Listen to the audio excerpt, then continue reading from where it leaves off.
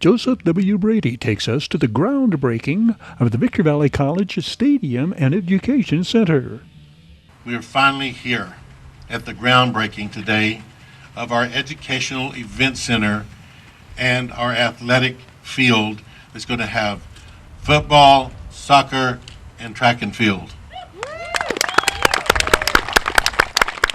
Terry, I mean, this is a day that we have waited for as trustees since probably midway through Dr. Roger Wagner's term, when we talked about the need for not only upgrading our stadium down here. So this is going to be a football stadium, a soccer stadium, and a track stadium. But more importantly, how did we introduce an educational conference facility that allowed us to do conferences of all types? So you will be able to do a conference in a room of 50 people. We'll be able to sit 624 people for a meal. We'll have 2 warm-up kitchens. Our board will have a brand new boardroom. As I remember with the floor plan, if we opened up all the rooms, we could seat like 2,000 people. So this has been a dream that started back when Dr. Roger Wagner was here. Dr. Walden came in, stepped up, followed the plan. We hired LPA as the architectural firm back when Steve Garcia was here. So I want to give a big shout out to Steve. Steve retired back about 2 years ago. He really started this process off. John Nolan, who is Vice President of Educational Services, he's taken this thing on over. He's done a great job with his staff, worked very close. Bernard Brothers was recently awarded the contract. The contract was about $35 million plus or minus, but with everything in FF&E, furniture, fixtures, and equipment, some other things that we want to add, the track is absolutely state of the art. I mean, state of the art. As the gentleman from LPA said, people will be able to train for the Olympics up here, not only because of the altitude, but because of the heat. But this is going to be the absolutely state of the art. Our football field, the turf, state of the art, used in Metropolitan Stadium back in New York. I think University of Minnesota, Oregon's got it, University of Oregon. So whatever Oregon's got, is state. So this is, we ordered this very smartly. John came to the board over a year ago, and this is halfway through COVID, and most people weren't really recognizing the global supply problem that we have today.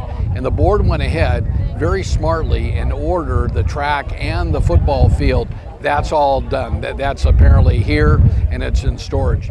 So this is a project, takes about 560 days to do. I'm really excited. I'm planning on holding probably a big party here to maybe say something at the appropriate time. This is everything we do now, we have one question: how does this benefit our students? And I think that's really the big thing. We're going to be able to bring people together from all kinds of organizations to hold events here. There's very few places to have an event. I'm not a big supporter of the old facility at the fairgrounds. I think we should have taken care of that years ago. The Hilton Garden Inn, my friend Hemet Terrell owns that. He can seat 440. Bear Valley Country Club at Spring Valley Lake holds about 200. So, this is just a big deal. I want to say one thing. When you think about what's going on within a 2-mile radius of here, okay, actually almost 3, we got a Sprouts looking grocery store with a Raising Cane's coming into the east on the south side of Bear Valley Road, just east of Apple Valley. That's exciting. We just had Steel Canyon, Chairman Kim and Larry Taylor and Jason Cho. They bought Bear Valley Country Club at Spring Valley Lake for $2 million. You've got this project right here. You've got the work that's going on over on Ridgecrest. You've got the Green Tree Bridge going on. There's just a tremendous, you've got the bridge widening on Bear Valley Road. So there's a lot of synergy and money being invested in this area right now. And I just, I'm honored, one, to be here at this point in time. This is something that I think many past trustees have wanted to see. Everything is timing. So we were able to sell the bonds. We sold the bonds very, very quickly. They were actually hard to buy if you're not an institutional buyer. But this is something we've all waited for. So, when we go back to the one-stop facility, that was built, Joe Range had a dream 23 years ago. And that finally, that broke ground and that got completed, and Steve Garcia ran that. So now this is a dream that started back with our board. Most of the members of the board were here at the time. I think even Lori Denson was a part of the initial conversation. Dr. Wagner's not here today, but he's here in spirit. I'll be sure he gets a copy of this.